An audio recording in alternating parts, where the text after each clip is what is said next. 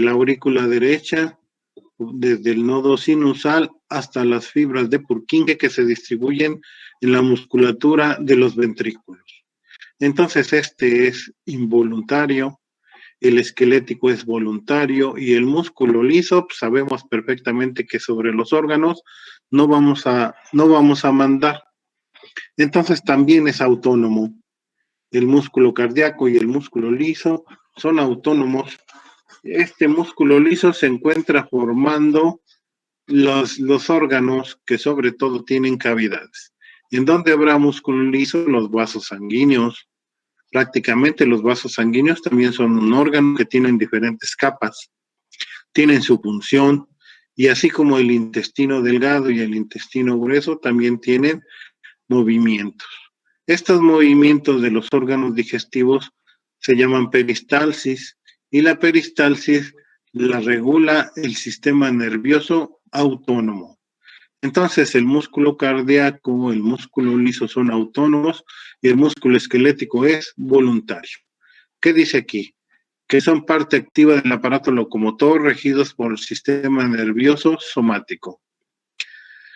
Los siguientes músculos están inervados por el sistema nervioso autónomo porque no son voluntarios. El estriado cardíaco en corazón y el liso en los órganos. ¿Cuáles son las funciones de los músculos? La principal función de los músculos es la contracción. Para generar movimiento es lo que nos da la locomoción o el desplazamiento. Y dan forma al cuerpo, además de que cumplen funciones vitales como ¿qué?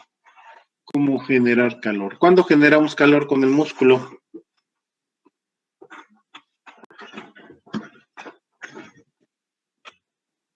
¿Al movernos? ¿Cuándo lo movemos a voluntad? ¿Y siempre lo movemos a voluntad? No. No. El músculo esquelético, cuando nosotros estamos en un estado de peligro, cuando tenemos nosotros demasiado frío, podemos empezar a perder un poco la presión y si tenemos mucho frío, de manera involuntaria nosotros empezamos a generar calor con la contracción de los músculos del cuerpo a tal grado que a veces chocamos los dientes y sin querer seguimos chocándolo porque estamos generando calor. Intervienen en el equilibrio, ¿es cierto eso?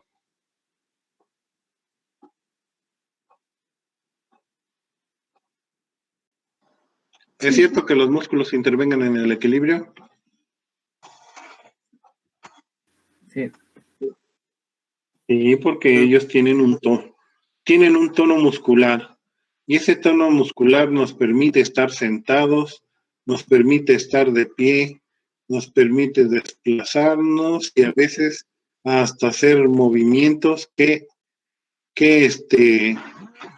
son especiales. Entonces nosotros cuidamos nuestro equilibrio por la contracción de los músculos y el que rige ese equilibrio es el cerebelo. Intervienen en la respiración, ¿será importante? Sí. Sí, importantísimo. Nosotros no podemos estar sin respirar. ¿Cuánto tiempo podemos estar sin respirar?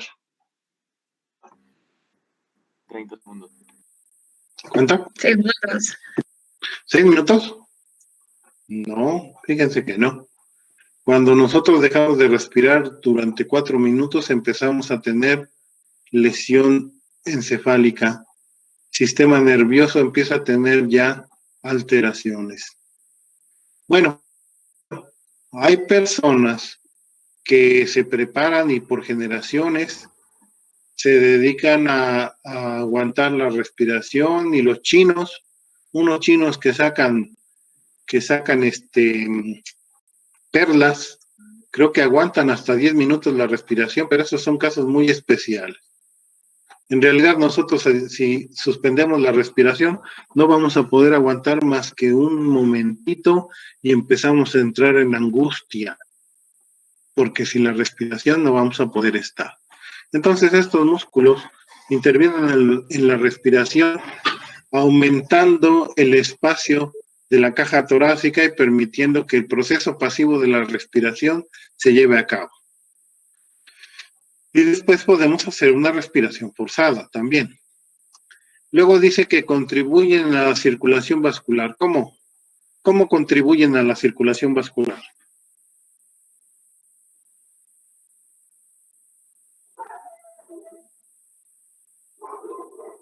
¿Permite Bueno. el soporte de los vasos? ¿Permite qué? ¿El soporte de los vasos? Sí, los mantienen en su lugar, pues sí. Que de hecho todos los músculos están rodeados de tejido conjuntivo y todas las estructuras tienen tejido conjuntivo alrededor, que les están formando una serie de vainas. Entonces les permiten tener contracción sin afectar al vecino. Y también los mantienen en su lugar, pues las fascias musculares son las que forman las vainas vasculares, ¿verdad? Entonces, ¿pero cómo contribuyen a la circulación? El músculo, los vasos sanguíneos de hecho tienen sus músculos, ¿verdad que sí? Entonces esos ya tienen una dirección y para poder dirigir su contenido, sobre todo en los miembros presentan válvulas para que esa sangre no regrese. Pero nosotros, con el movimiento muscular de los miembros, contribuimos mucho a que regrese hacia el corazón. Si nosotros no caminamos diario, si nosotros no hacemos ejercicio, nuestra circulación se va a ver comprometida y se va a notar sobre todo en las partes distales de los miembros. Eso le sucede a las personas que ya están grandes y que luego ya no quieren moverse mucho porque todo les duele, pero al afectar su movimiento, afectan en mucho su circulación y su estado general. Muy bien, entonces la contracción de los músculos ayuda a que los vasos sanguíneos y el drenaje venoso tengan un retorno hacia corazón. Y por último, aquí tenemos que hay movimiento visceral si los órganos tienen músculo liso y estos desempeñan sus funciones que son los que constituyen en sí a los órganos. ¿Hay alguna duda hasta aquí?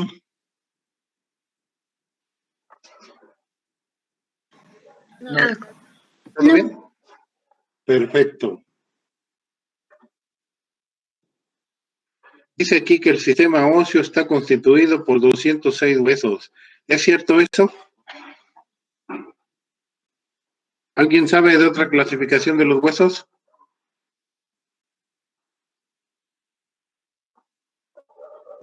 No. ¿Y siempre han sabido que son 206 huesos? Varía dependiendo de la edad de la persona. De la edad. ¿Por qué de la edad? ¿Van perdiendo huesos? Las personas de edad sí se van desmineralizando. Sus hormonas ya no funcionan también del todo bien. Su nutrición también va cambiando, su cuerpo les va pidiendo cada vez menos, su metabolismo va disminuyendo, y entonces obviamente van perdiendo talla y van perdiendo mineralización. Depende del estado de salud de cada quien, pero eso es lo común. Se van haciendo chiquitos de tal manera en que sus huesos se van desgastando y a veces las mandíbulas se va perdiendo el tejido óseo de manera en que se les caen los dientes y quedan lisos, sin dientes y sin alvéolo. Con la edad sí se desmineralizan, pero sus huesos son los mismos. Así como nacen, con los mismos huesos terminan también.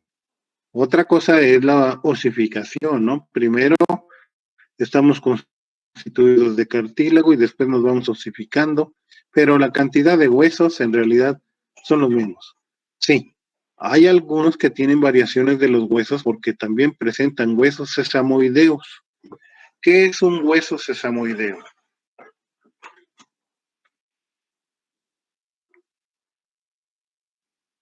¿Alguien sabe qué es un hueso sesamoideo?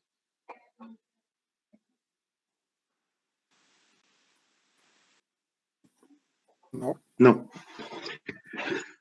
Los huesos sesamoideos son unos huesos anexos que pueden presentarse en unas personas, en otras no, pero algunas tienen huesos supernumerarios. Entonces esos huesos supernumerarios son los que completan algunas porciones del cuerpo, por ejemplo, los cartílagos de la nariz, los alares menores son variables, a veces se presentan, a veces no. Hay personas que llegan a tener una costilla de más. Entonces, al tener una costilla de más, se modifica su constitución.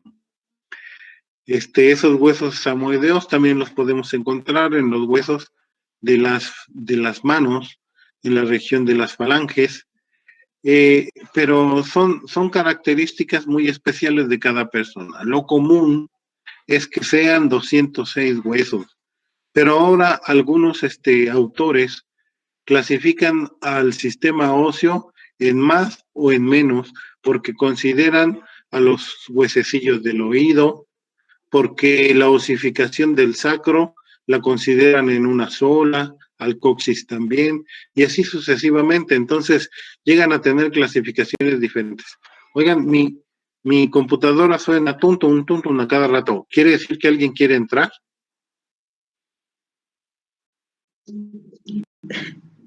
Tal vez. ¿Saben de alguien que quiere entrar? Voy a dejar de compartir tantito para ver si es cierto, ¿eh? Pues no han dicho nada en el grupo, pero pues a lo mejor. ¿Tienen un grupo y por ahí te pueden comunicar? Híjoles. Sí, aquí están, Karen. Ay, Karen. Yo creo que ya tenía rato tratando de entrar. Hola, Karen. Gracias, buenos días. Perdón, hija, es que nada más oíamos ruidito. Pero bueno. Sí, no se preocupe.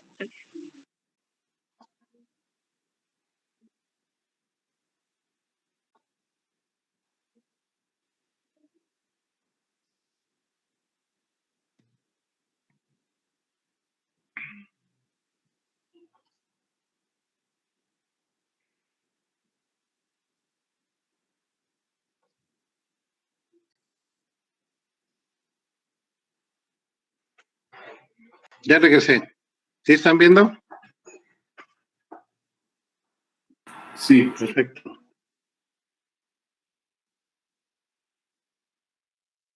Aquí estábamos, ¿no? Dijimos que los huesos del cuerpo son 206 huesos y esos huesos se van a clasificar en un esqueleto axial y un esqueleto apendicular. Entonces, axial quiere decir que es un eje. Todo lo que está en el eje es axial y apendicular son las salientes. Entonces, en el eje tenemos nosotros la cabeza, el cuello, el tórax, toda esta columna vertebral y la pelvis. Todo esto está en el eje. Y las salientes son el miembro superior y el miembro inferior. Entonces, el esqueleto se divide en axial y apendicular. De este esqueleto axial, ustedes ya saben el nombre de cada uno de estos huesos, ¿verdad? ¿Ya se lo saben todos? Sí. En la cabeza nosotros tenemos los huesos que dividen al cráneo y a la cara. Entonces, si yo le pongo una línea desde aquí, más o menos desde el agujero magno, y lo dirijo hacia la cavidad orbitaria, ¿alcanzan a ver mi puntero? Aquí está. Sí. Sí. Entonces, yo estoy dividiendo esta cabecita, la estoy dividiendo en dos. En lo que es el cráneo, que es esa bóveda así circular, y lo que es la región del macizo facial. Este macizo facial tiene entonces a los huesos de la cara. El cráneo se divide en huesos, perdón, la cabeza se divide en huesos del cráneo y en huesos de la cara. Y los huesos del cráneo, de adelante hacia atrás, tenemos el frontal. Más atrás del frontal, los que forman las paredes del cráneo, por eso se llaman así, en toda su extensión forman paredes del cráneo y se llaman parietal. Parietal quiere decir pared. Frontal los dos parietales, uno derecho y uno izquierdo, y hacia la parte posterior tenemos el hueso occipital, frontal, parietal, occipital, hacia los lados los huesos temporales. Reciben el nombre de temporales porque están en relación con el tiempo. Entonces aquellos que los clasificaron dijeron que a las personas con la edad se les iba poniendo blanco en la región que se encuentra por arriba del oído y por eso le pusieron al hueso temporal. Entonces tenemos frontal, parietales, occipital, temporales y en la base del cráneo, atrás del frontal, tenemos al etmoides y sosteniendo a la glándula hipófisis, el esfenoides. Los huesos del cráneo son frontal, parietales, occipital, temporales, etmoides y esfenoides. ¿Está bien hasta ahí? Sí. Cierto. Sí. Muy bien. Y ahora entonces los huesos que tenemos en la cara. Los huesos de la cara son los huesos propios de la nariz, los huesos lagrimales, el malar, malar cigomático, el maxilar superior, el hueso mandibular, el cornete inferior, en la parte posterior del tabique, el hueso vomer, y por último, los que forman la parte posterior del paladar, los huesos palatinos. ¿Está bien hasta ahí? ¿Te lo repito? Por favor. Tenemos que huesos de la cara están los huesos propios de la nariz o nasales, los huesos lagrimales o unguis, el hueso malar o cigomático, el hueso maxilar superior, el hueso mandibular o maxilar inferior, el cornete inferior. El cornete inferior es un hueso de la cara porque no pertenece al etmoides, tampoco pertenece al maxilar ni al palatino, pero se articula con los tres.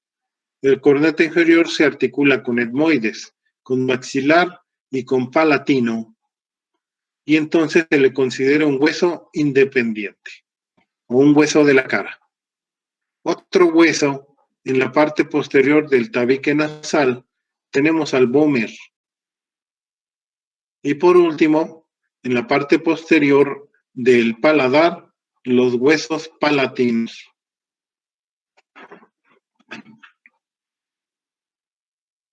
¿Hasta ahí estamos bien? Sí, doctor. Ok, los huesos de la cabeza ya los reconocimos. Luego tenemos las vértebras. La columna vertebral está constituido por vértebras que varían en número según la región. Vamos a tener entonces en las primeras en el cuello, que son 7 vértebras cervicales. 7 cervicales. Luego tenemos en el dorso o en el tórax las vértebras dorsales, que son en número 12. Luego en la región de la cintura, la región lumbar, son 5. En el sacro son otras 5. Y en el coxis son de 3 a 4. ¿Cuántas son en total? Son 7, 12, 5, 5 y de 3 a 4. ¿Cuántas fueron? Nadie lo hizo. Ahí va. Sumen. 7. De 32 a 32 a 33. Sí, son de 32 a 33 vértebras y que según su región van cambiando. La morfología de las que se encuentran arriba son muy pequeñas, luego son medianas y luego son más grandes. ¿Por qué va cambiando? Porque estas te encargan de cargar al cuerpo y las que se encuentran en el cuello solamente cargan el cuello y la cabeza. Las que se encuentran en el tórax cargan el tórax, el cuello y la cabeza. La región lumbar cargan la región lumbar, el tórax, el cuello y la cabeza. Y por último, el sacro se encarga de dirigir el peso hacia el miembro inferior.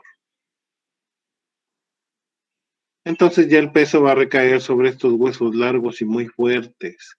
Cuando las personas son muy pesadas y su osificación no es muy adecuada, estos huesos se pueden ir haciendo así, encorvándose, de manera en que parecen piernas de charro.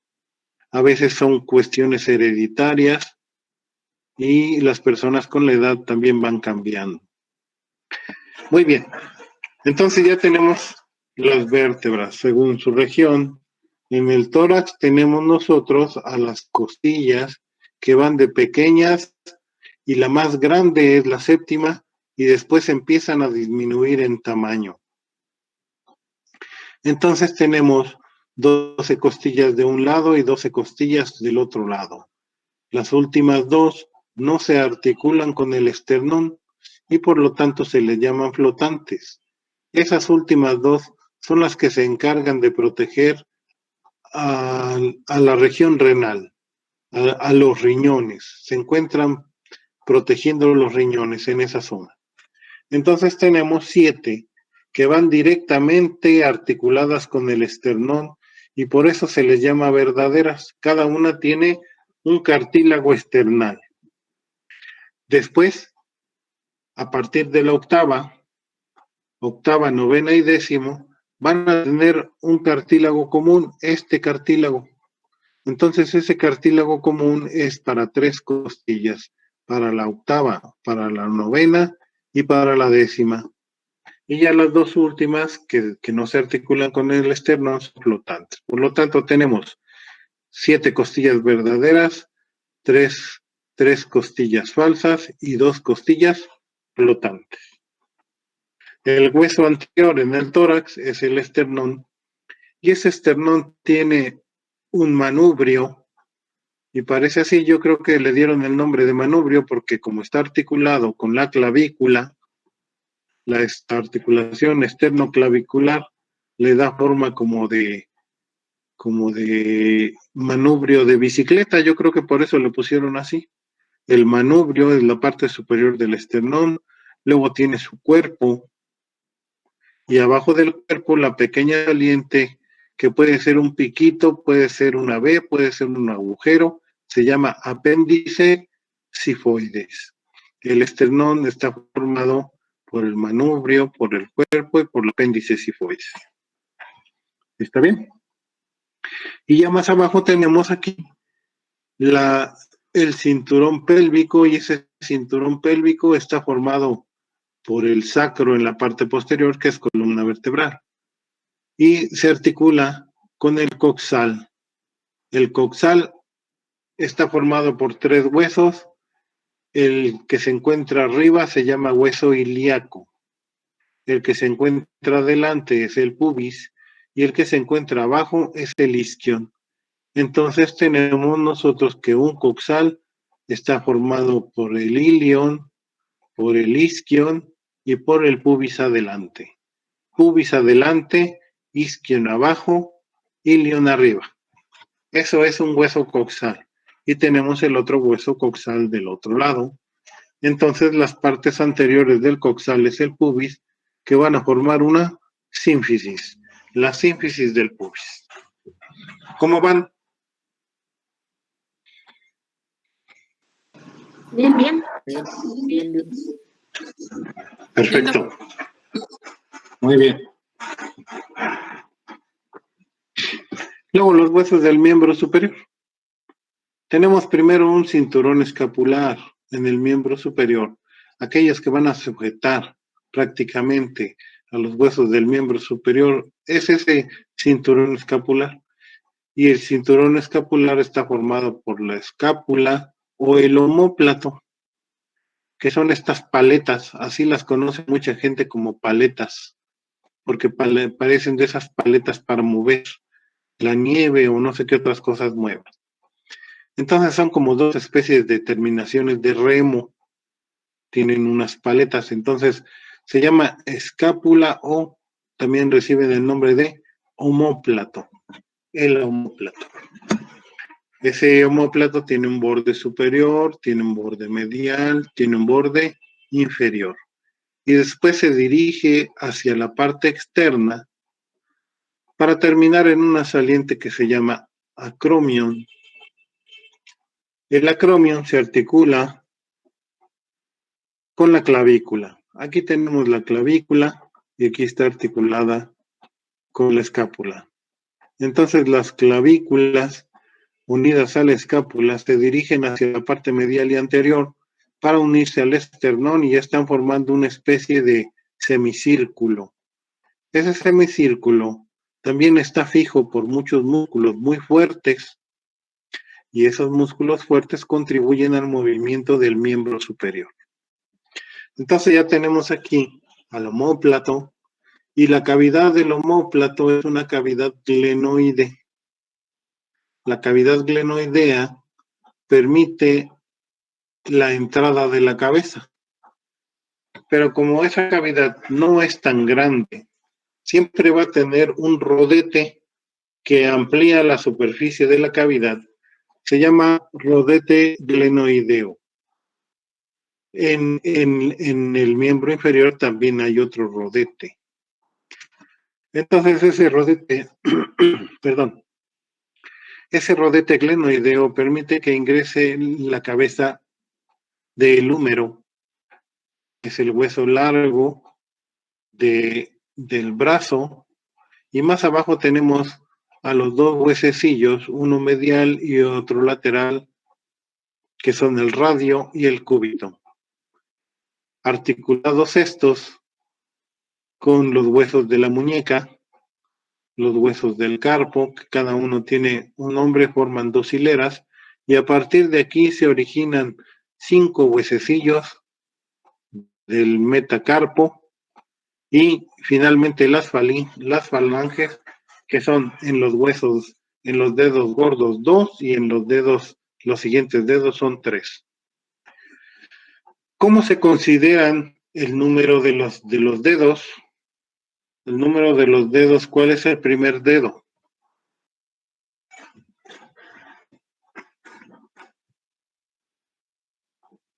¿Cuál es el primer dedo? ¿El pulgar? ¿Pulgar?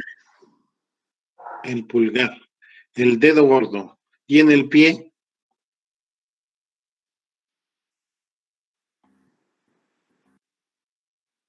En el pie. Igual, ¿no? Igual, exactamente.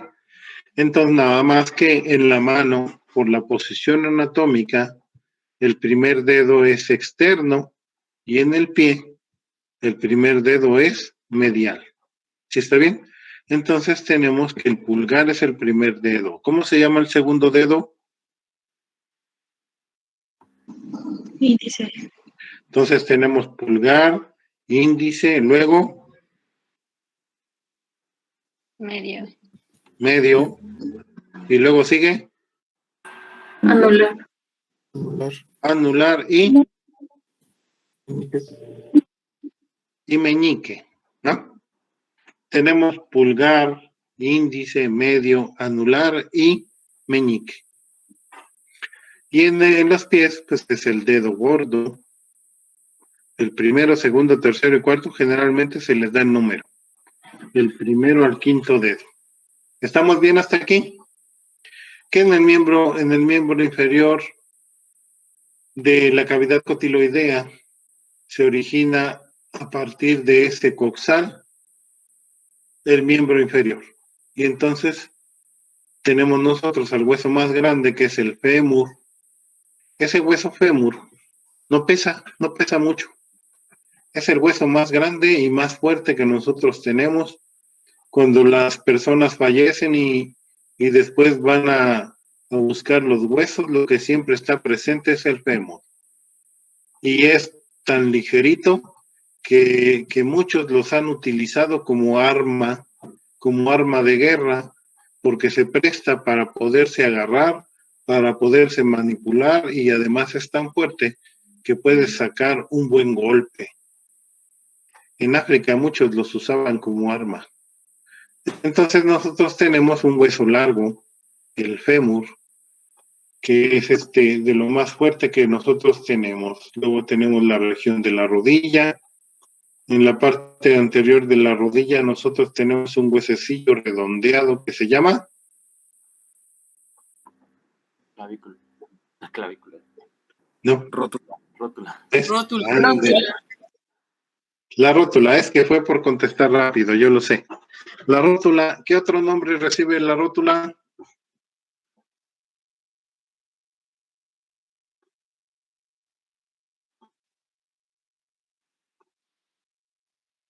¿No? Patela. Exacto. Muy bien. La rótula o patela. La rótula o patela, esa se articula en la parte anterior de la rodilla, pero ¿le encuentran ustedes sentido a que haya un hueso ahí? ¿Sí o no? Porque la rodilla se puede flexionar sin la rótula. ¿Sí o no? Entonces, ¿para qué la queremos ahí? Protección. Pues en parte protección, ¿qué más? Para los movimientos giratorios. Para movimientos giratorios, sí. Es el sitio de inserción de músculos muy fuertes. Les digo que el cuádriceps es el que va a llegar a la rótula. Como el cuádriceps está formado por 4 músculos, cuando uno disminuye la actividad física, uno de los músculos que se ve afectado de los 4 músculos es el músculo medial. Entonces la rótula empieza a jalarse hacia afuera y hacia arriba y resulta muy doloroso subir y bajar escaleras. Tenemos entonces que hacer ejercicios para poder hipertrofiar al músculo medial del cuádriceps de manera que la rótula regrese a su lugar. Cuando la rótula empieza a tener movimiento y se desplaza de su lugar, se dice que hay una condromalacia rotuliana. ¿Por qué? Pues porque hay atrofia de los músculos y también en las personas de edad pues llegan a tener degeneración. Pero es muy importante esta rótula. Si nosotros tenemos bien nuestros músculos y no han sufrido un traumatismo, podemos seguir bailando y subiendo escaleras como nunca. Y luego para abajo tenemos dos huesos que se llaman, en la parte externa, este delgadito, ¿cuál es? El peroné. El peroné y el medial. La tibia. La tibia y el peroné, luego tenemos los huesos del tarso, metatarso y las falanges. Muy bien, eso quiere decir que ya saben todos los nombres de los huesos perfectamente bien. Ya después los vamos a leer con más calmita. ¿Cuáles son las funciones de los huesos en una forma general? Los huesos sirven como sostén. Sostienen al cuerpo, nos dan la posición y los órganos, mientras más delicado y más sensible sea, más envuelto por hueso va a estar. Entonces tenemos como ejemplo de órganos delicados el sistema nervioso, que está altamente protegido por una coraza de hueso, y órganos que podrían aguantar un poquito más, sin embargo también están cubiertos, como el corazón, por la caja torácica, los pulmones. Luego dice que permiten el paso de paquetes vasculares. ¿Cómo permiten el paso de paquetes vasculares los huesos? A través de orificios. A través de orificios. Los orificios se llaman también foramen, los forámenes, pero hay canales que son específicos para el hueso, y esos canales conducen paquetes vasculonerviosos generalmente. Donde hay una arteria, hay una vena y donde hay una vena también hay un nervio. Siempre son paquetes vasculonerviosos. Entonces hay agujeros y hay canales que permiten el paso de paquetes vasculares. ¿Qué más dice? Contribuyen los huesos a la inserción muscular. Pues tienen salientes. Los accidentes óseos que presentan los huesos, pues sirven para que se fijen ahí. Mientras más grande es el músculo, más fuerte es el sitio de la inserción. ¿Me pueden decir accidentes óseos que contribuyan a la inserción muscular? ¿Trocante? El trocánter. ¿Qué será un trocánter?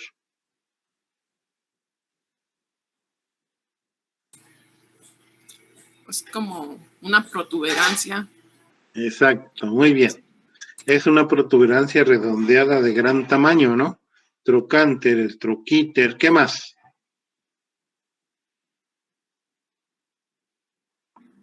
Tubérculos. Un tubérculo es un poquito de tamaño menor. ¿Qué más? ¿En dónde se fijan los músculos?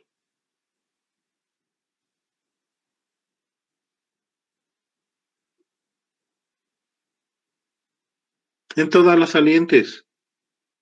Ahí están envueltas por periósteo, ¿no? Y el periósteo también contribuye.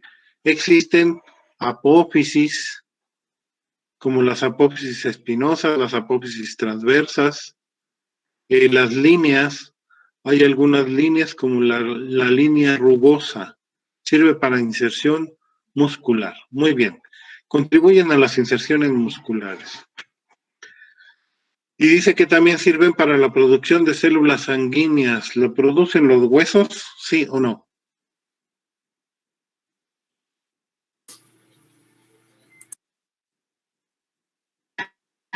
¿Sí o no? La médula ósea. La médula ósea. ¿En qué parte de los huesos? En la médula ósea. La médula ósea. En la médula ósea de los huesos largos. Sí, está bien. Hay una médula ósea roja, producción de células sanguíneas. ¿Y qué es lo que estimula a que la médula ósea produzca células sanguíneas?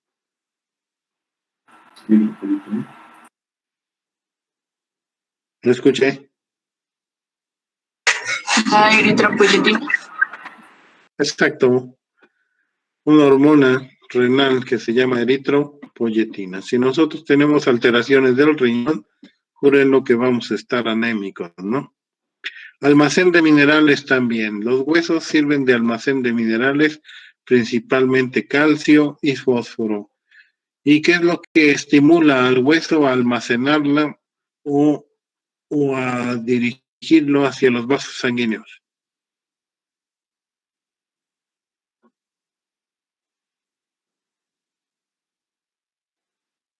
¿Qué contribuye?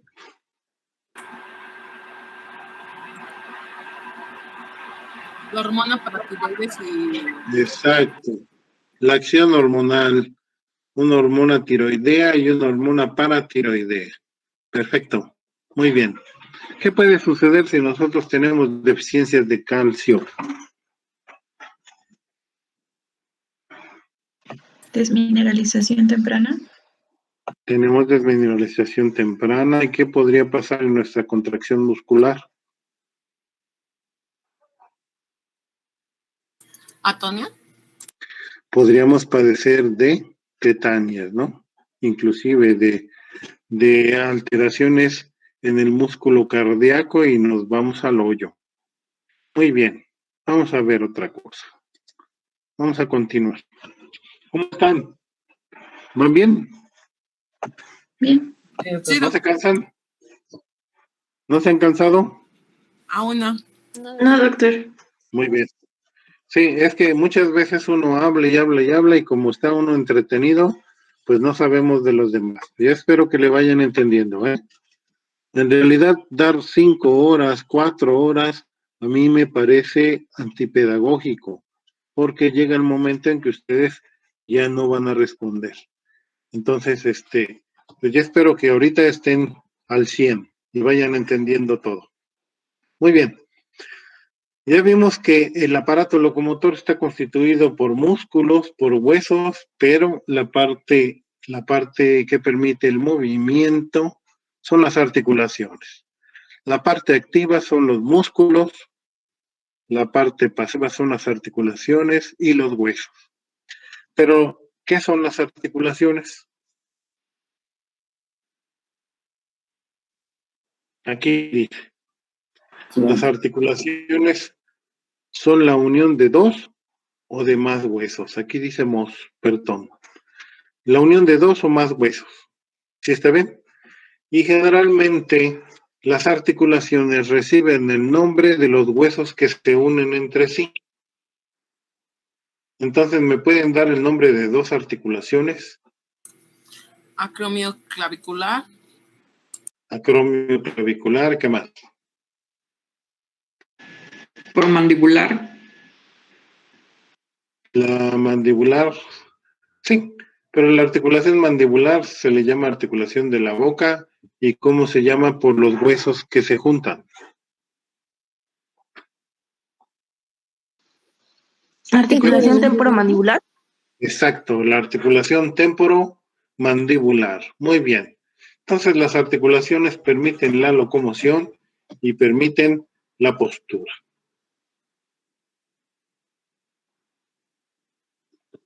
Luego ya, esto que vimos cuando ustedes ingresaron, que eran unos niños inocentes, pero ahorita ya no tanto, ¿verdad? Ya ustedes ya prácticamente van de salida, ¿no? Ya están llevando locomotor. Muy bien. Las diartrosis, si ustedes recuerdan, eran las articulaciones que tienen mucho movimiento.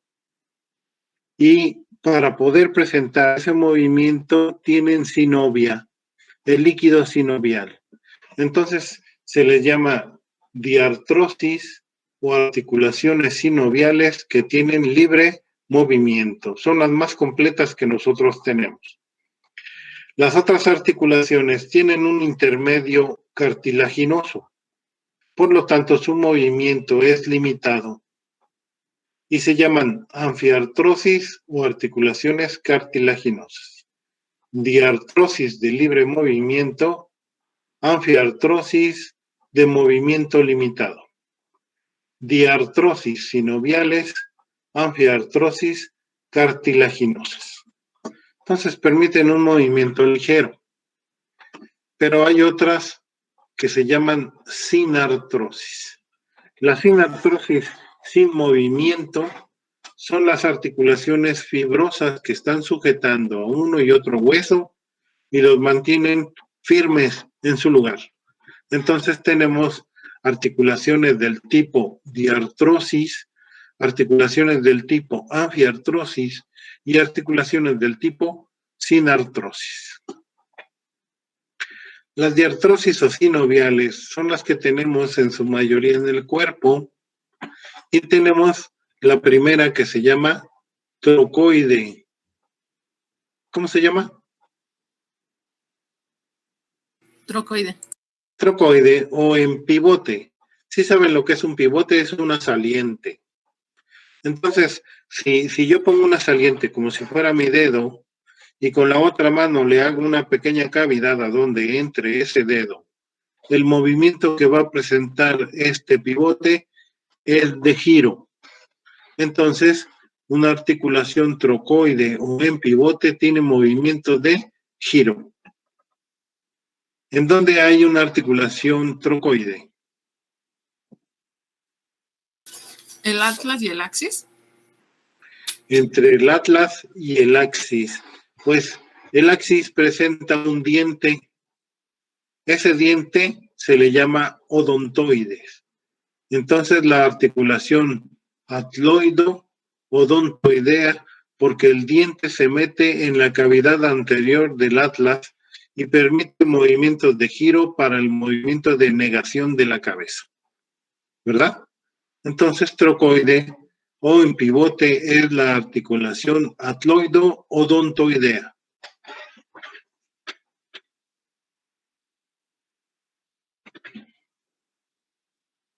La articulación en artrosis. Las articulaciones en artrosis son redondeadas, son una cabeza o una esfera. Y como es una esfera dentro de una cavidad, permite todos los movimientos existentes. ¿Sí está bien? ¿Qué movimientos presenta? Flexión, extensión, rotación, aducción, abducción. Todos. Las enartrosis se encuentran formando esferas con una cavidad que es similar a ellos. ¿En dónde tenemos enartrosis?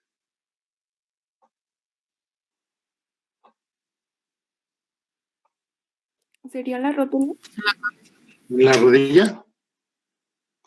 No, en la rodilla no. En la Porque ahí no cabeza. hay una- El donde hay una cabeza es en la articulación Femoral. exacto, en la coxo-femoral, entre el hueso coxal y el fémur, o sea, la articulación de la cadera, así se llama, articulación de la cadera o coxo-femoral, donde nace el miembro inferior. La otra, que tiene una esfera, ¿en dónde está? Escápula humeral. Exacto. La articulación escápulo-humeral es la articulación del hombro. Y son las articulaciones que son mucho más libres, que tienen todo tipo de movimiento. Muy bien. Luego tenemos las articulaciones condilias. Las articulaciones condilias son solamente la mitad de una esfera. Por lo tanto, presenta un cóndilo o media saliente. ¿En dónde tenemos cóndilos? la mandíbula. En la mandíbula, en la articulación de la boca temporomandibular, hay un cóndilo mandibular y hay un cóndilo temporal. Hay dos cóndilos, uno temporal y uno en la mandíbula. ¿Dónde más tenemos otro condilito?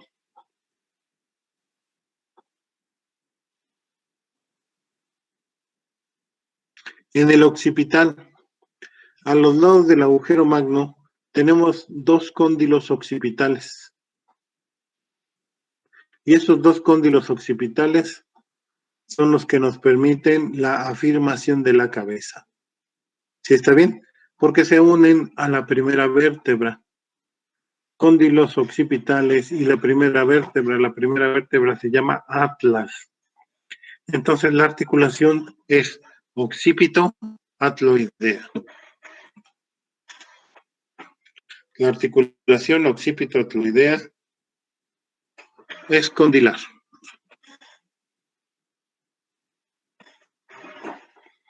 Y continuamos con las arterias, con las artrodias, que son articulaciones planas. Son dos superficies planas que permiten deslizamiento entre una y la otra. Se les llama también carillas. Las carillas articulares. ¿En dónde tenemos carillas articulares? En la unión acromioclavicular. En la unión acromioclavicular hay una pequeña carilla, sí. ¿Dónde más?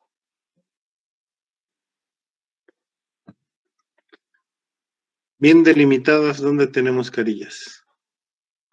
Entre las vértebras tienen carillas superiores y carillas inferiores. La carilla inferior se une a la carilla superior de la siguiente vértebra y así permite un movimiento de deslizamiento muy ligero y muy pequeño. Pero si sumamos ese pequeño giro al giro de la siguiente y al giro de la siguiente y así sucesivamente, nosotros podemos mover el tronco hacia uno y hacia el otro lado. Porque las vértebras nos permiten, por medio de sus caritas, girar el cuerpo hacia la derecha o hacia la izquierda.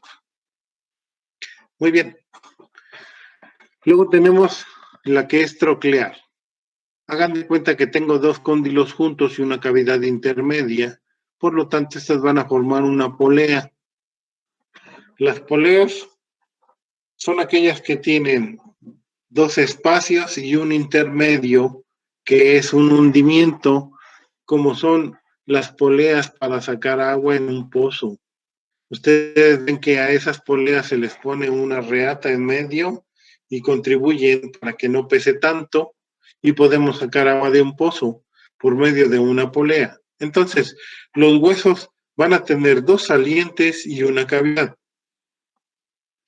que se articulan con otro hueso que tiene dos caritas y una cresta intermedia, y entonces son acordes entre uno y la otra. ¿Para qué sirven estas articulaciones trocleares o de poleas? Para los movimientos de flexión y de extensión. ¿En dónde tenemos movimientos de flexión y extensión? Codo. ¿En dónde, perdón? ¿En el codo? En el codo. El codo tiene movimientos de flexión y extensión. ¿Dónde más? En la rodilla. En la rodilla. ¿Dónde más? Entre las falanges. Exacto, en los huesos largos de los dedos. Son huesos que tienen poca dimensión, pero no dejan de ser huesos largos. Los huesos largos se caracterizan porque tienen una diáfisis, dos epífisis y un canal medular. Entonces, los huesos de las falanges son huesos largos. ¿Está bien? Entonces ya tenemos que entre las falanges tenemos trócleas. Y por último, la articulación que se llama encaje recíproco en silla de montar. ¿Por qué se llamará encaje recíproco?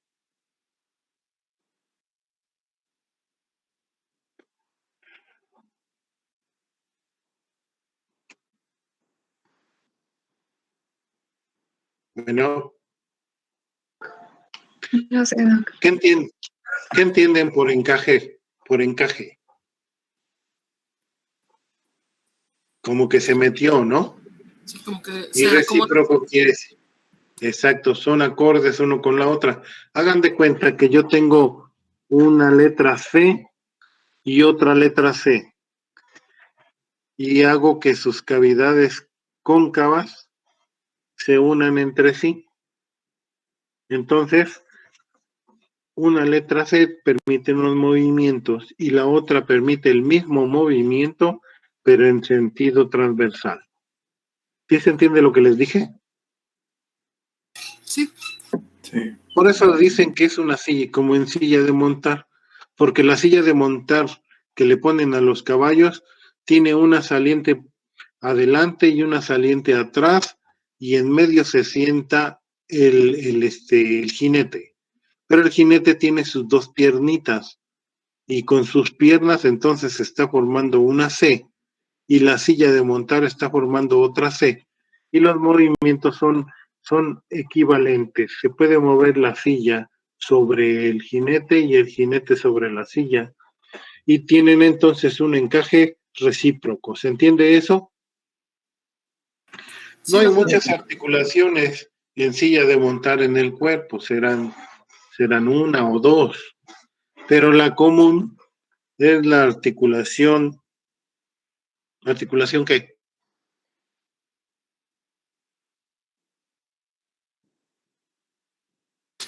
la de las manos, la de los huesecillos. Exacto, carpo-metacarpiana, la articulación carpo-metacarpiana del dedo pulgar. Esa es una articulación en encaje recíproco. Muy bien.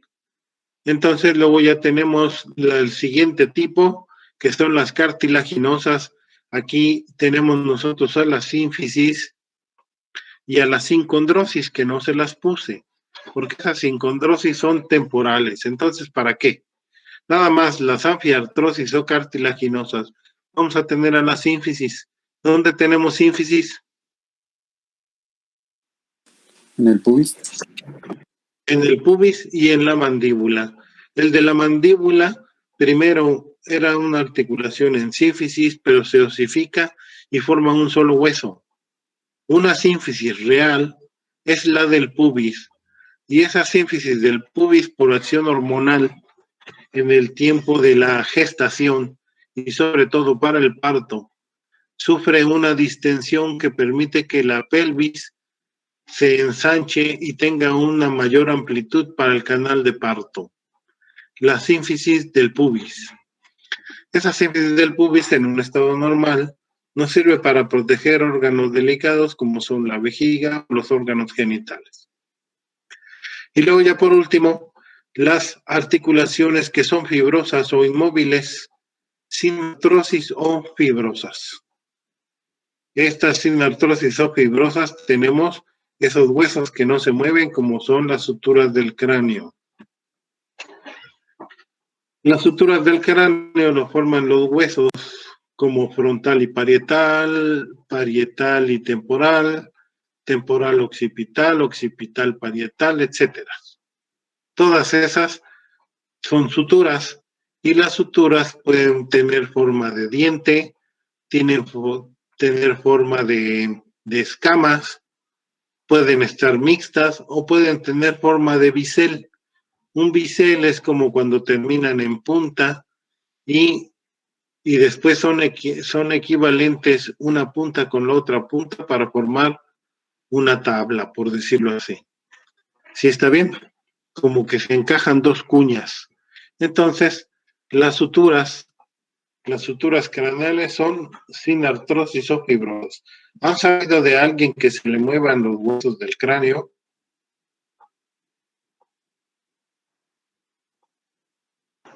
No. No, nunca. Sí, por ahí hay uno que otro, luego como que les truena, como que se les mueve un poquitito, pero no. Lo normal es que no. Y luego las otras sin artrosis es la articulación entre el alveolo del maxilar, ya sea maxilar superior o inferior, y los órganos dentarios. Los órganos dentarios penetran en la cavidad alveolar y ahí se sujetan según anatómicamente con tejido fibroso. Pero en realidad, lo que sujeta al diente es el periodonto. Y ese periodonto, hay libros que son tan gruesos, más grandes que de los quirós, en donde estudian solamente las fibras periodontales. Por lo tanto, estas fisiológicamente sí tienen movimiento. La articulación alveolo-dentaria fisiológicamente sí, anatómicamente se considera como las gonfosis o fibrosas. ¿Estamos de acuerdo? Sí, doctor. Muy bien. Ahora entonces, les voy a dar unos 5 minutitos para que me identifiquen qué tipo de articulaciones tenemos en el cuerpo. Vean una por una y clasifíquenlas. Nos vamos de arriba para abajo. Tienen 5 minutitos para ver qué articulaciones se encuentran ahí.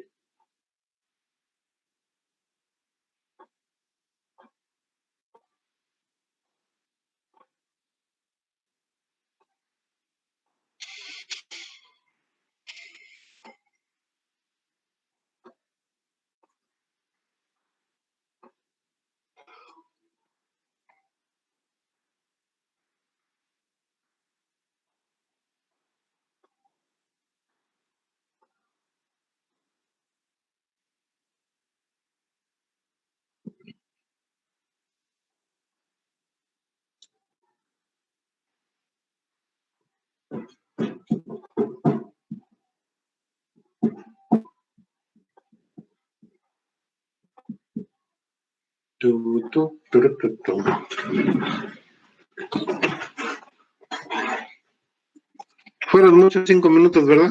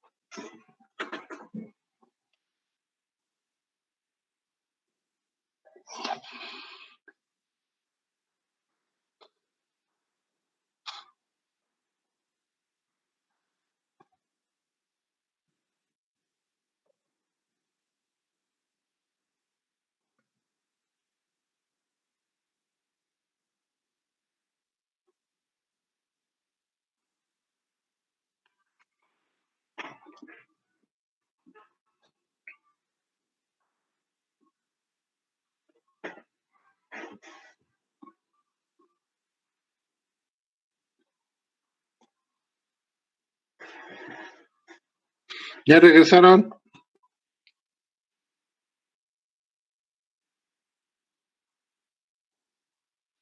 Acá andamos.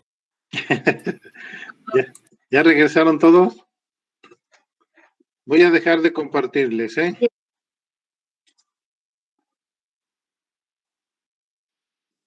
Muy bien. Vamos a ver quién está. Perfecto.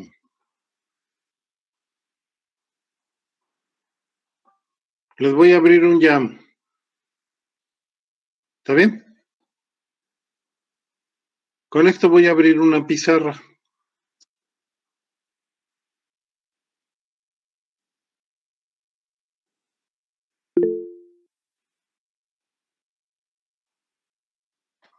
Ya tengo mi pizarrita.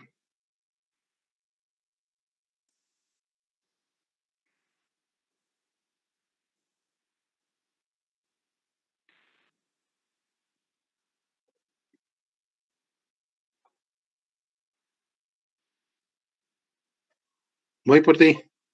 Espérame. Voy. ¿Dónde está?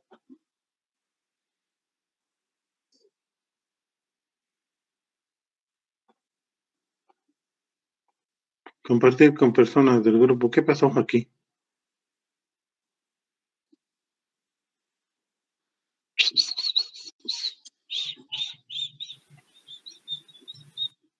¿Quieres descartar los cambios que no? Espérame.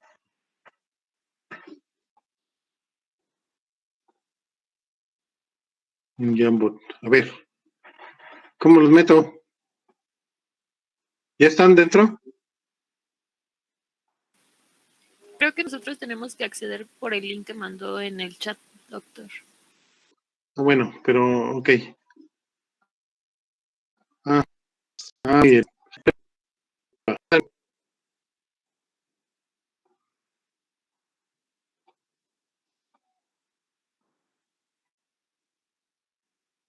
¿Ya lo tienen en el chat?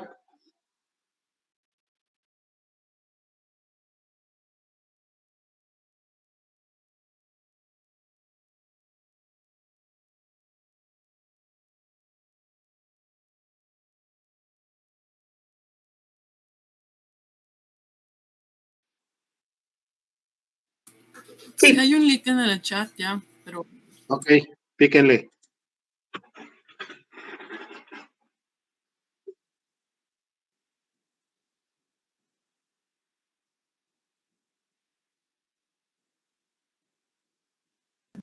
Es que luego me siento muy solo. Sí, cuando no contestan. Bueno, aquí tenemos nosotros una vista lateral del cráneo. Y aquí entonces nosotros tenemos varias articulaciones. ¿Qué articulaciones tenemos aquí?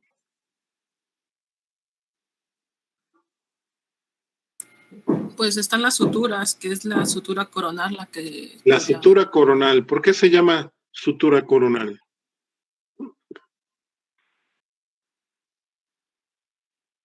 ¿No tienen idea de por qué se llama sutura coronal?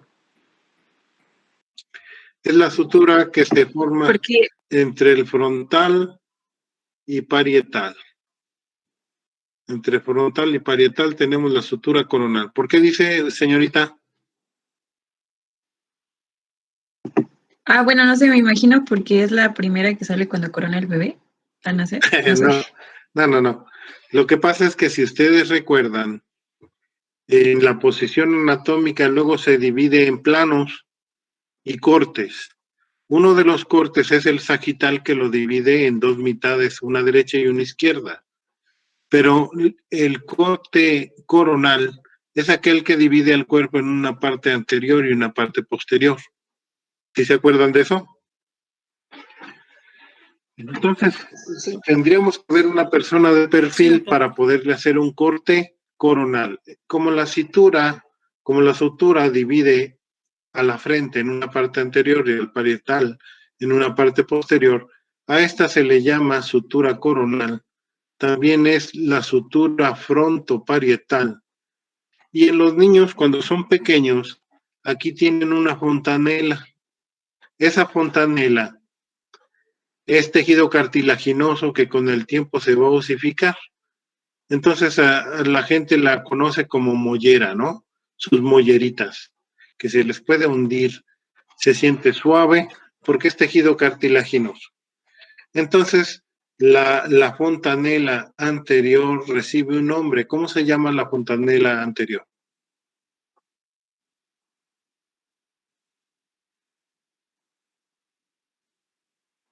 ¿Nada? Se llama brecma, la fontanela brecmática. ¿Vamos bien? Esa fontanela brecmática es tejido cartilaginoso que se va a osificar, pero y entonces esta sutura frontoparietal también se recibe el nombre de sutura brecmática. ¿Cómo van? ¿Van bien? Tenemos entonces aquí al frontal, al parietal, a la sutura coronal o brecmática, frontoparietal. Muy bien. Ahí ya tenemos una sutura. Y luego más abajo, ¿qué tipo qué tipo de articulación es esta en donde tengo mi lápiz?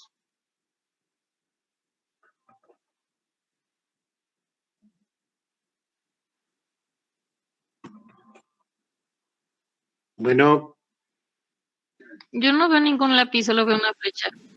Yo tampoco veo el lápiz, solamente la flecha. una flecha negra, pero no veo mi puntero. Ah, bueno, No. entonces a ver. Ok, entonces voy a poner un láser. ¿Ya lo ven? Un láser rojo. No. ¿Alcanza a ver? No, doctor. No, Solamente está la doctor. flecha negra. Otra vez. Entonces les voy a poner con un bolígrafo. Y se los voy a pintar de verde. A ver ahora. ¿Ya se los pinté? Ya, creo que ya. Con Ya. Bueno. Ok, con mi bolígrafo verde, ya les puse una articulación ahí. ¿Qué es? condilia. Una articulación condilia o bicondilia. Muy bien. Entonces, esta es una articulación bicondilia. Y esta articulación que tenemos ahora nosotros aquí.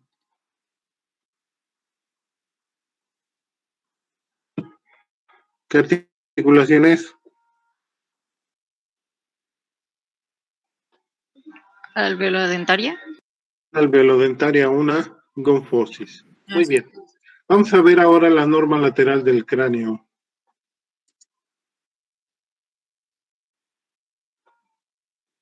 Esta norma lateral del cráneo está formada por el frontal, por el parietal, el occipital, el temporal, el malar o cigomático, los huesos propios de la nariz, el lagrimal, el etmoides. Aquí está el etmoides. ¿Alcanzan a ver el etmoides? No. Se los voy a mostrar con mi bolígrafo. Aquí está el etmoides. Ahí pintadito de rojo, miren. ¿Ya lo vieron? Sí. Adelante del etmoides está el lagrimal, este otro puntito que les acabo de poner aquí. El lagrimal. Estos son los huesos propios de la nariz. Entonces tengo aquí huesos propios de la nariz, lagrimal, etmoides. Y más abajo, entre frontal y parietal, tengo yo a este hueso que está en amarillo, que se llama esfenoides. El ala mayor del esfenoide se ve por aquí. Atrás del esfenoides tengo temporal. El hueso temporal en rosa. En amarillo sucio, tengo el hueso maxilar superior. Y por último tengo la mandíbula. ¿Está bien? ¿Qué huesos tengo aquí? Frontal, parietal, occipital, temporal, ala mayor del esfenoides, etmoides, lagrimal, huesos propios, maxilar superior y maxilar inferior. ¿Hasta ahí está bien? Esta es la vista lateral del cráneo. Ahora entonces, en esta vista lateral, vamos a ver que aquí hay una fosa bastante grande. Alcanzan a ver que entre temporal, parietal y frontal hay un semicírculo que nace desde la apófisis mastoide. Se los voy a poner aquí. En blanco no.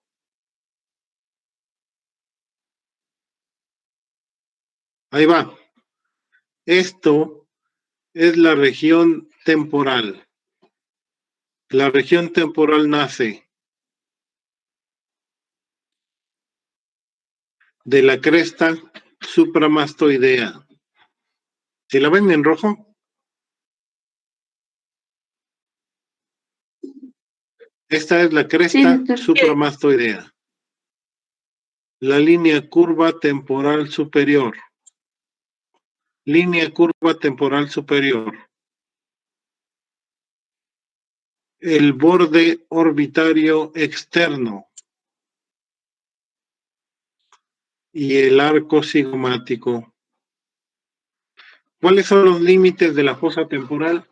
Los límites de la fosa temporal son atrás la cresta supramastoidea. Arriba la línea temporal superior. Adelante el borde orbitario externo y abajo el arco cigomático.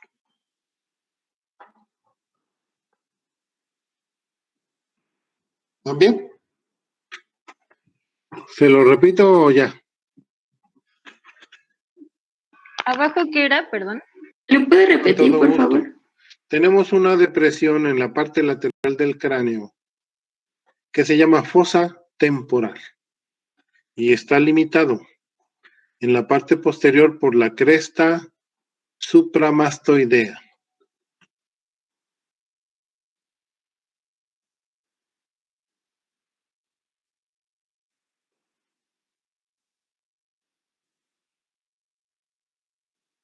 En la parte superior por la línea curva temporal superior.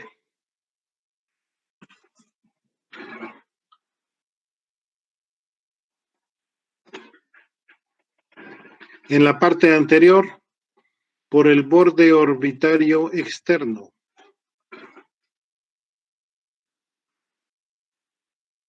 Y en la parte inferior, por el arco cigomático. ¿Sí está bien? Cresta supramastoidea, línea curva temporal superior, borde orbitario externo y arco cigomático. Todo eso son los límites de la fosa temporal.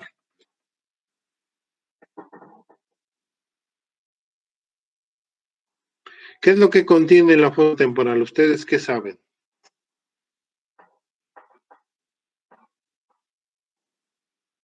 Exacto. El músculo Primero, temporal. el músculo temporal. ¿Qué más?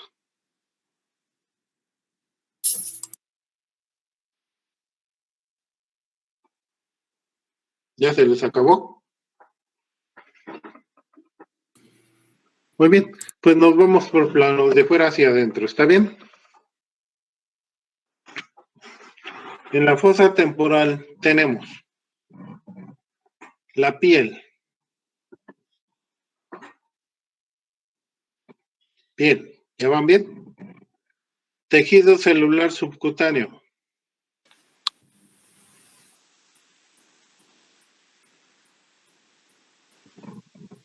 Aponeurosis temporal superficial.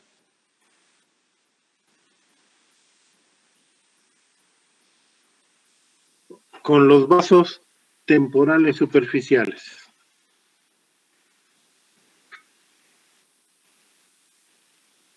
¿Sí le suena? Ese es la arteria temporal superficial, ¿la han oído antes?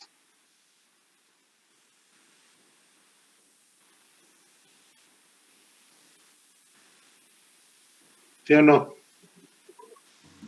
Sí. Sí, doctor. ¿En dónde? La arteria temporal superficial es una rama terminal ¿de quién? De la carótida, exacto, de la carótida externa. Entonces la carótida externa da una arteria temporal superficial y da una arteria maxilar interna, ahí termina. Esas son sus ramas terminales. Las colaterales son otras, pero entonces la rama terminal de la carótida externa es la arteria temporal superficial. Teníamos piel, tejido celular subcutáneo, arterias, venas y nervios temporales superficiales, y ahora sí viene el músculo temporal. El músculo temporal es masticador. Es masticador. Y se origina desde la línea temporal inferior. Se origina desde la línea temporal inferior.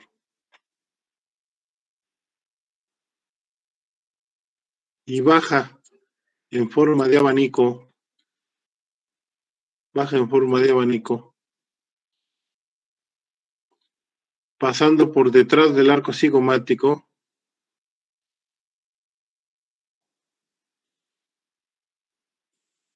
Para terminar en la apófisis coronoides de la mandíbula.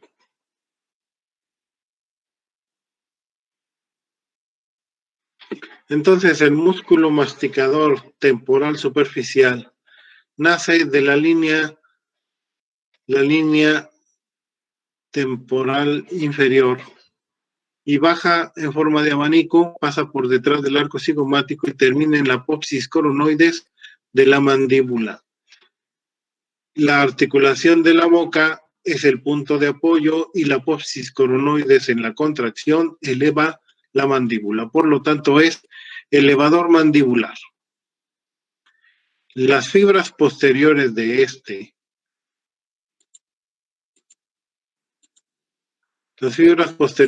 músculo,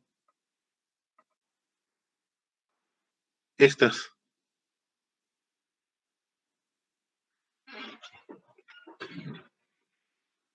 pasan por un canal del arco cigomático, llegan a la apófisis coronoides y estas fibras son retractoras del cóndilo. Las fibras posteriores del músculo temporal son retractoras del cóndilo. ¿Vamos bien? Entonces ya tengo el músculo temporal, que es un músculo masticador. ¿Quién inerva el músculo temporal?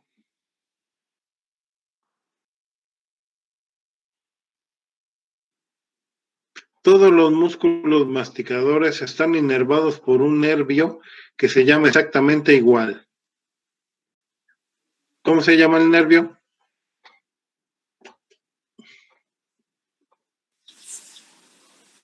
¿El facial? ¿Punto? Mandibular. No, si se llama igual que el músculo, se llama temporal. Nervio temporal, rama del 5-3. El nervio mandibular, 5-3, origina al nervio temporal.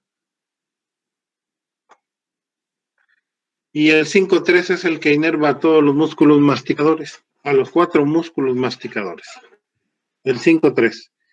Cada uno de los nervios recibe el nombre del músculo. Entonces tengo nervio temporal, tengo nervio masseterino, tengo nervio pterigoideo externo y nervio pterigoideo interno.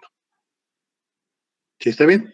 Entonces los músculos masticadores los inerva el quinto par craneal y cada nervio se llama igual que el músculo. Tengo De afuera para adentro, piel, tejido celular subcutáneo, fascia temporal superficial con sus vasos, músculo temporal. Y por dentro ahora tengo otra vez una fascia temporal profunda con los vasos temporales profundos.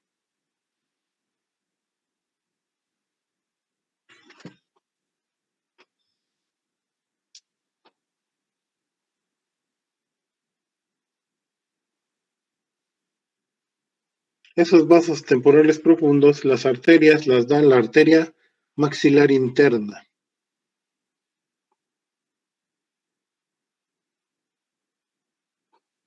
Y por último, el periósteo y el hueso.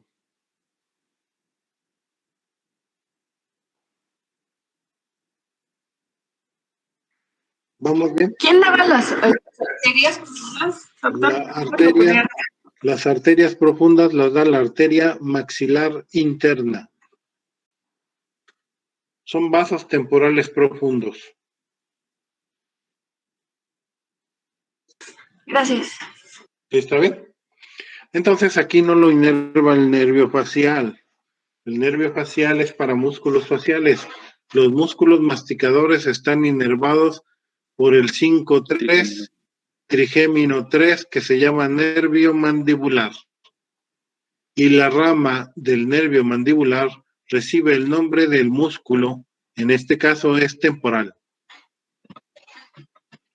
¿Estamos bien? Ustedes han visto que los niños a veces juegan. ¿Puedo borrar? Sí. Sí, doctor. Que los niños a veces juegan y avientan una piedra al cielo y luego cuando ven que se les va a caer en la cara, agachan la cabeza y les pegan en el cráneo. Aquí.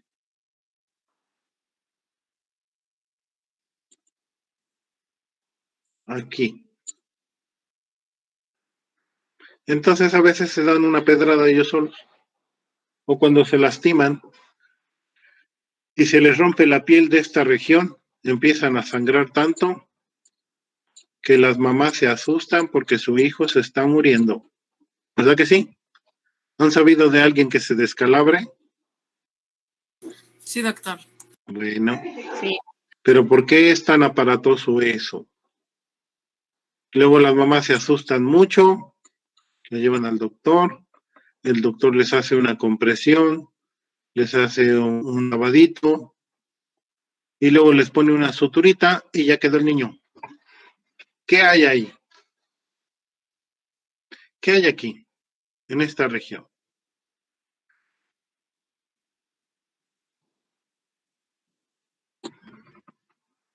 ¿Ni idea?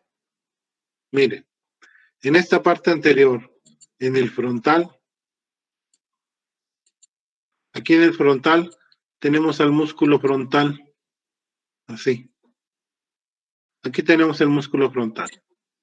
En la parte posterior, tenemos al músculo occipital. Los dos son faciales.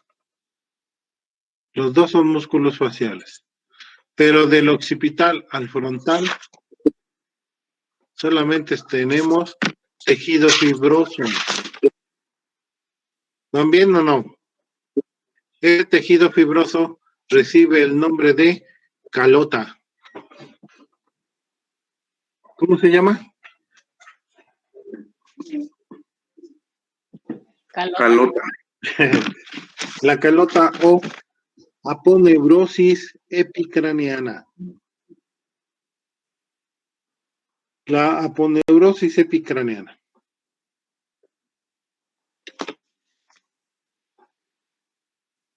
¿Qué hay ahí? Hay piel. Piel, tejido celular subcutáneo. Muchos vasos sanguíneos.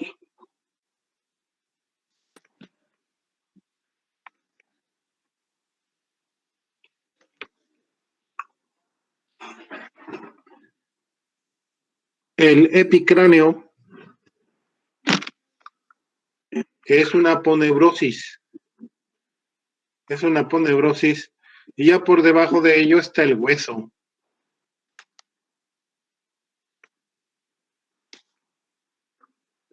¿Sí estamos bien? La aponeurosis epicraneana. Hay personas que pueden mover esa aponeurosis epicraneana contrayendo el músculo frontal, el músculo occipital, y a veces como si fuera un casquito lo mueven hacia la derecha y hacia la izquierda, adelante y atrás más bien. Muy bien. Voy a borrar.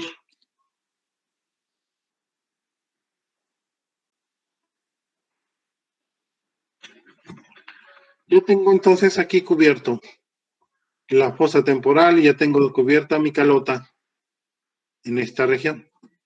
Ahora entonces vamos a ver cuáles son las partes de estos huesos en una vista lateral. Este hueso se llama frontal. El hueso frontal forma parte de la cavidad orbitaria, forma parte del borde medial, borde lateral y el techo de cavidad orbitaria. Se llama hueso frontal. ¿Está bien? Los huesos parietales no tienen ningún chiste, solamente están articulados y forman la pared. Pero el hueso temporal tiene muchas salientes. ¿Cuáles son las porciones del hueso temporal?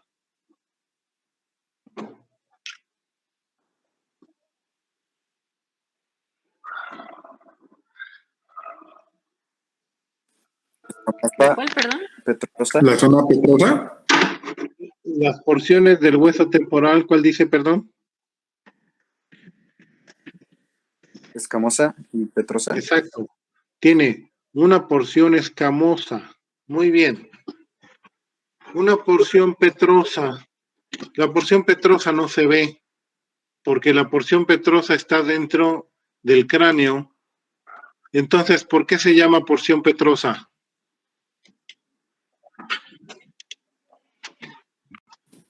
¿Porosa? Se llama porción petrosa porque parece una piedra. ¿Qué contiene la porción petrosa? Un oído. A las estructuras auditivas y a las estructuras del equilibrio. Esto es entonces que por fuera nosotros tenemos el conducto auditivo externo. Aquí tenemos el conducto auditivo externo. ¿Sí está bien? Formando la pared posterior del conducto auditivo externo tengo la porción mastoidea, la apófisis mastoides. Tengo la escama, el conducto auditivo o porción timpánica, la porción mastoidea. ¿Sí van bien?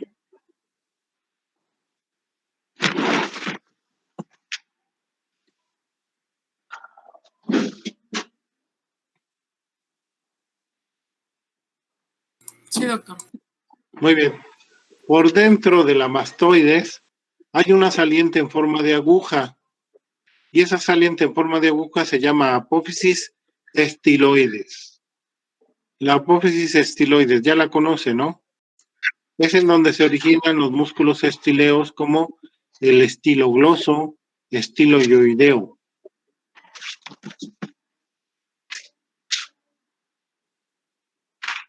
Estilogloso y el estiloioideo. ¿Está bien? Tenemos que el temporal tiene una porción escamosa, una porción timpánica, en donde está el conducto auditivo.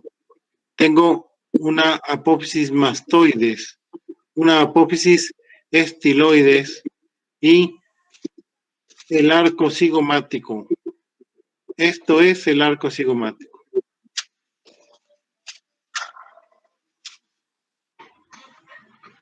Bien. El arco cigomático en su base tiene una raíz transversa por donde pasa el músculo temporal y después se une al hueso malar. La apófisis del malar se une al temporal para formar arco cigomático. ¿Quiénes forman el arco cigomático? El malar y el temporal. los dos huesos. Y por dentro de este hueso temporal tengo la porción petrosa que aloja a las estructuras auditivas y del equilibrio.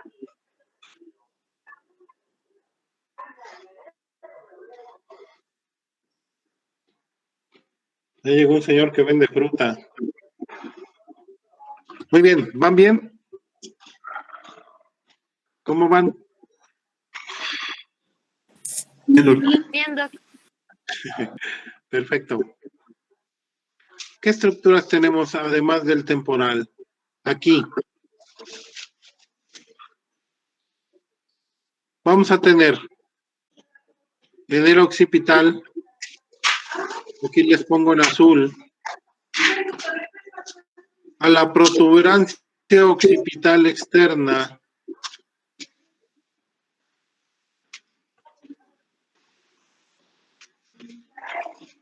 La protuberancia occipital externa tiene un vértice que se llama inion. ¿Cómo se llama el vértice de la protuberancia occipital externa? Inion. Inion, perfecto. En la parte anterior, la saliente del frontal recibe el nombre de nación. Este es el nación. Continúo. Es del frontal. Hacia afuera del nación tenemos la glabela. La glabela.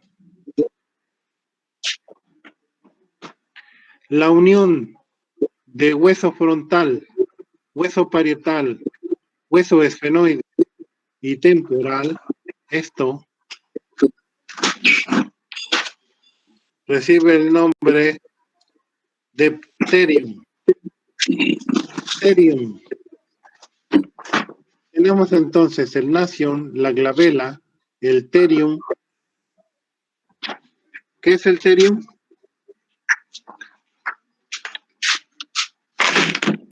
La unión del hueso frontal, el temporal y el esfenoides. Frontal, parietal, temporal y esfenoides. Pterium. En la parte posterior tengo occipital, parietal y temporal. Este recibe el nombre de asterium. Asterium.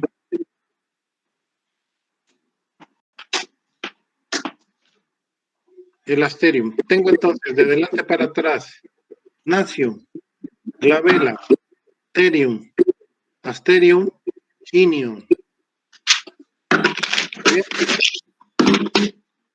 Todas estas son referencias craniométricas. En el borde orbitario tengo yo un surco. El surco supraorbitario. Por debajo de la órbita tengo el agujero infraorbitario en el maxilar.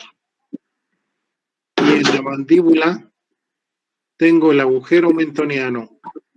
Va de nuevo. Puntos craniométricos son en el borde superior de la órbita, el surco supraorbitario. Debajo de la órbita, el agujero infraorbitario. Y en la mandíbula, a la altura del segundo premolar inferior,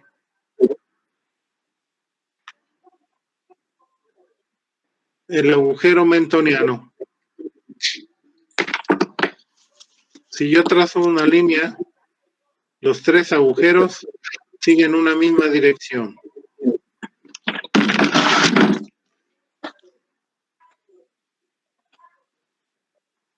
¿Vamos bien? ¿Cómo van? Bien, profesor. Perfecto. ¿No se han cansado? Más o menos. Ya cuando no contestan es porque ya está un poquito cansadito. Bueno.